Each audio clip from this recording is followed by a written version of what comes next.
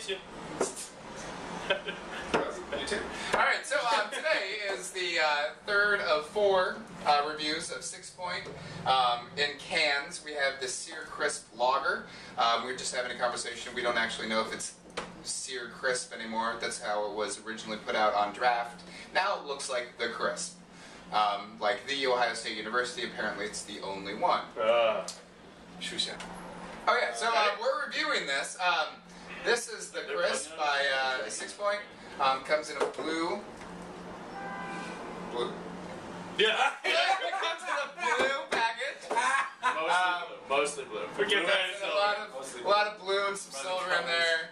Some other colors. Orange, red. A brown. No red. Let's look at the shirt. Yeah. Alright. There is a brown and the beer is golden. It is a red. Alright. Weird, actually, it tastes better on the can. Reputation. I disagree. What do you got, Phil? We're gonna let you take lead on this one, big boy. Well, I forgot about this one. It's not bad, and but it always surprises me because there's this weird sweet thing right at the beginning, and I have to preface this. It is not what I'm about to describe this, but it always reminds me of dishwashing detergent. Oh, Jesus.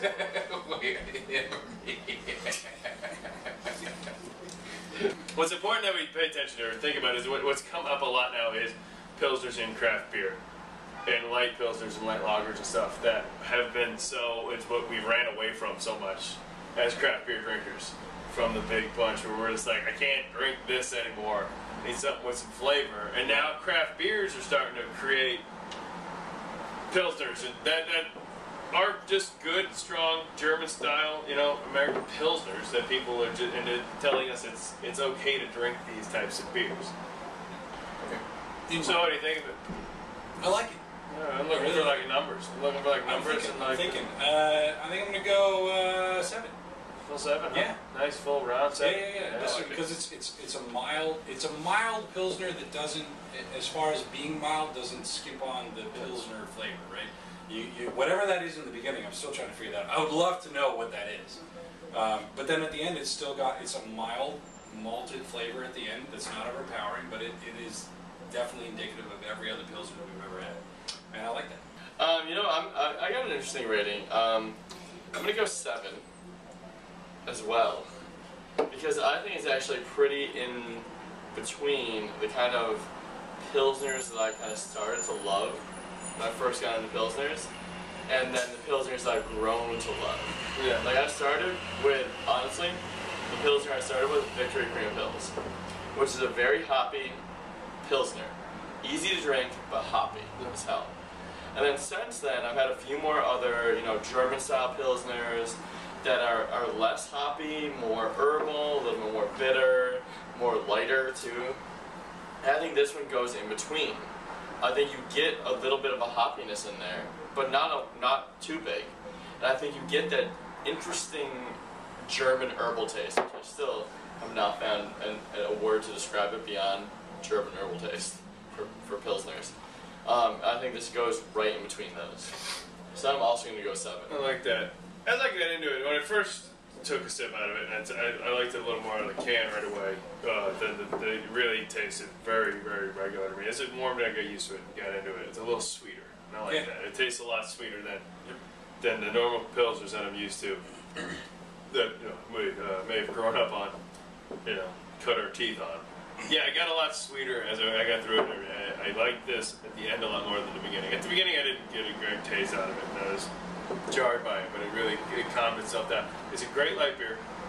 I'm certainly going to pick it up during the summertime. That's about it. I don't know if I'll touch it during other months of the year. No, I think it's a really good summer. It really is summertime cookout, sort of like hanging out 4th of July style.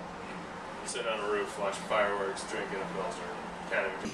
I do like it. I don't love it from other pilsners that I've had. It doesn't blow me away. It's something I'll pick up. I'm going to give it a 7. I'm going to stick with you guys. Nice. Yeah, 3-7 since 21. Whew. That's blackjack. Blackjack.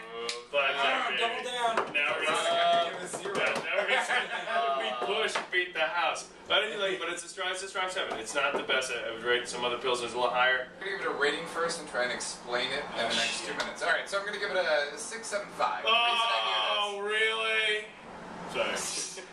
So the reason I do this is because I personally I would rate it lower because it's not going to be my first choice.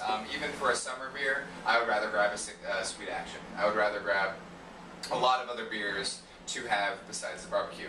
But the thing is that I don't know that much about Pilsners, and not liking the style, I don't exactly know what's great.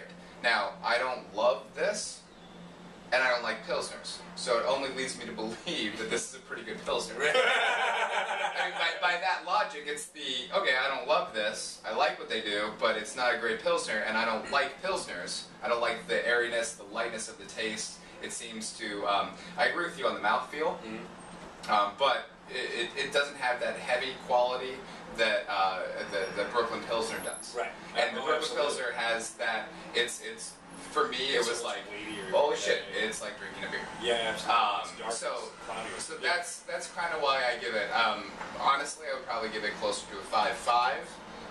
But I actually think that they probably accomplished exactly what they were going for. There's a lot of airiness, there's a lot of, it says on the package that I've been reading over and over again, it says nothing to hide behind. Right. Exactly.